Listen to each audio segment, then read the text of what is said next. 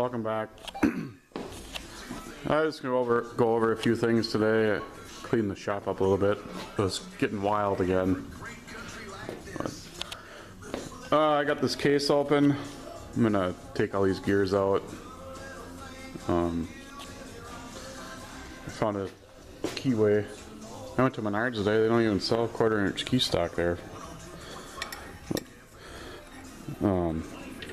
What I'm going to do is just cut a new keyway in this shaft.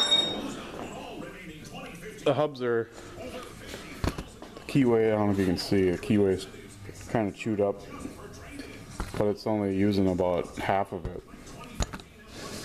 So when I recut the keyway, I'm going to go all the way to the end, and then maybe just a teeny bit further this way, and then I think that'll work pretty well. That key was shot. I think I must have been like that forever. Anyways, here's the other half. I looked at all the bearings on this half, and they seem pretty decent, I think. They don't feel gritty or anything, or I can't even feel any movement.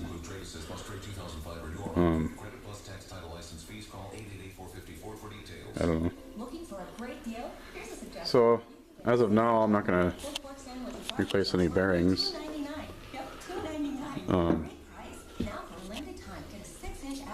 Just a locating pin here. Actually, I think it's supposed to stay in the other case half, like this one. But, yeah, I know there's not a whole lot of information about these garden tractors online, so hopefully this information is kind of helpful. I know it would have been helpful the first time I took my other one apart, because when it started leaking, when the bearing popped out, actually it was the one that holds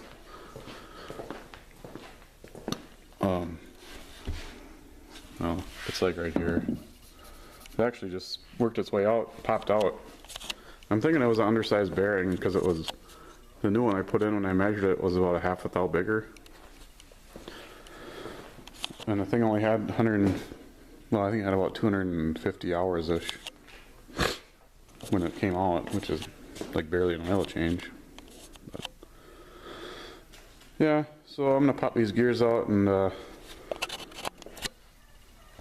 take her from there. Well, maybe I'll just, where's that flashlight? See there's another bevel gear like this one that was on the hydrostatic charge pump thingy. So it drove it from here. It was pretty much the same gear right there, but it was 90 off. And it drove this, and then your selector thing right here slides this shaft, this little thing right, in case you can't really see it, back and forth, which drives this, which reduces it down quite a bit down to the differential, which is another pretty big reduction. So, I don't know, it's pretty heavy duty. It needs some pretty deep teeth, really. But anyways, I'm gonna pop these gears out. I got a new t-shirt cut up so I can put them in order without hopefully wrecking anything.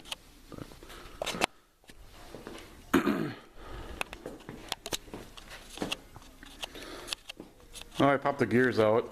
I didn't see anything too surprising. I think it all looks pretty good. Nothing, I didn't see any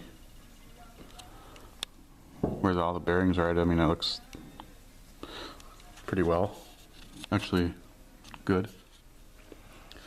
Here's the high-low, you can see better now. Or a neutral's right in the middle.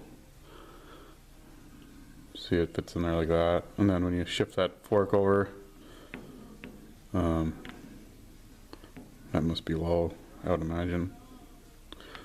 Low, neutral, and then this slides over for high. This one slides, they slide really nice. No play or anything in them. I'm just going to clean everything up really well.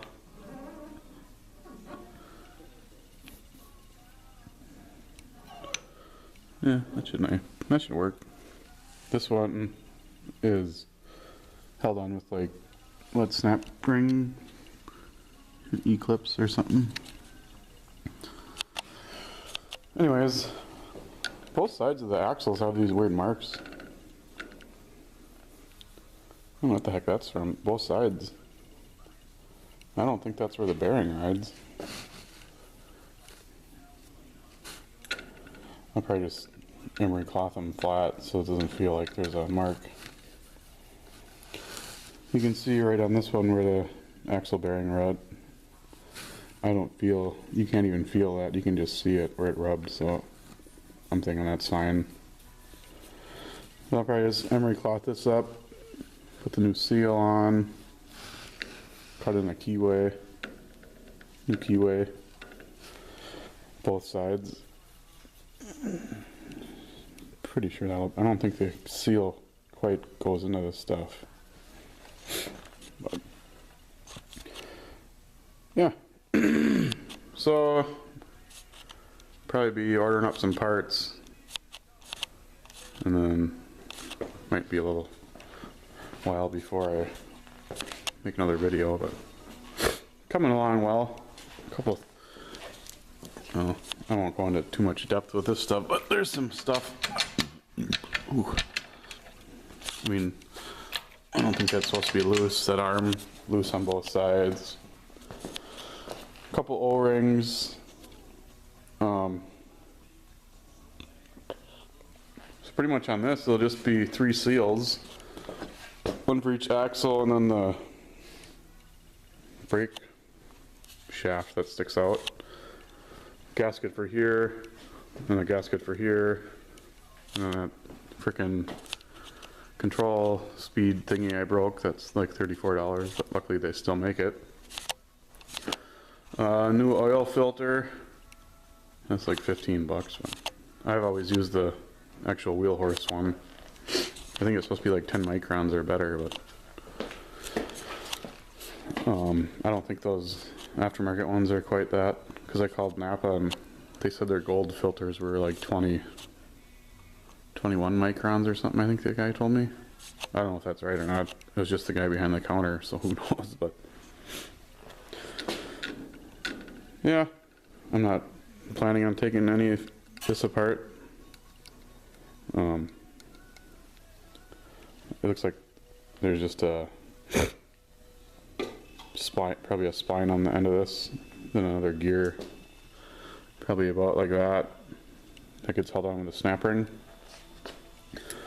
on each axle, and then there's what, 8 of these little, I don't even know what they'd be called. You can see them move though. I mean, it moves freely and doesn't seem to snag on anything. Also a little bearing here. Oh jeez. Thrust bearing here.